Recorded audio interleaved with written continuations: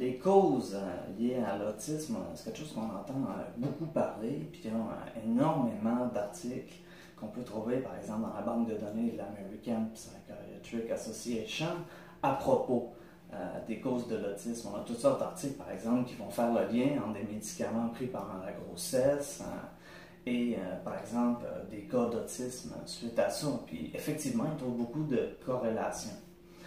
D'autres études, par exemple, vont mettre en cause, par exemple, l'enzyme MOCOS, qui joue un rôle dans la production finale de l'acide urique. Pour vous épargner les détails techniques, ce que ça fait au final, c'est qu'il y a moins de synapses à des zones clés du cerveau, ce qui va provoquer, par exemple, une neurotransmission qui va être anormale.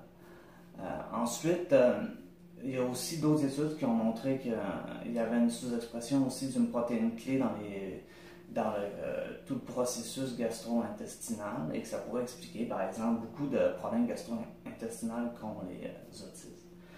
Mais tu sais, au-delà de tous ces articles-là qu'on peut lire, puis il y en a vraiment beaucoup à lire, pour moi, personnellement, l'autisme, c'est plus un programme pour moi du cerveau, puis je pense qu'il s'active à la suite d'un événement médical particulier.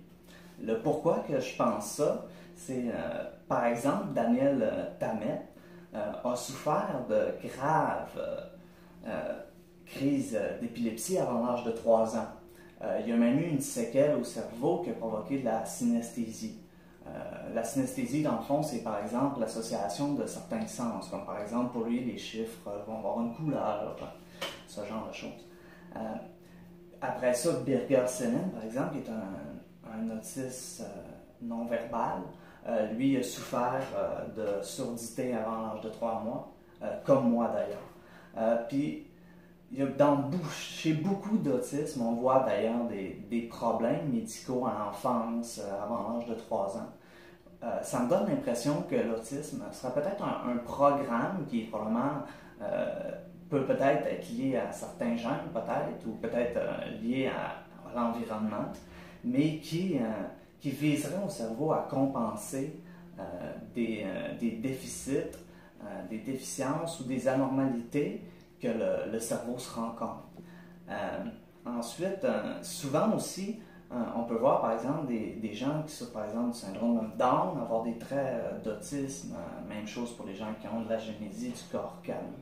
Donc ça me donne vraiment l'impression qu'on ne trouvera jamais une cause unique à l'autisme, mais plutôt tout un cas par cas au niveau médical qui explique un peu en quoi le développement cérébral de l'enfant a été affecté par des conditions médicales, environnementales, qui ont mené à ce qu'on appelle l'autisme et tout son spectre. Voilà.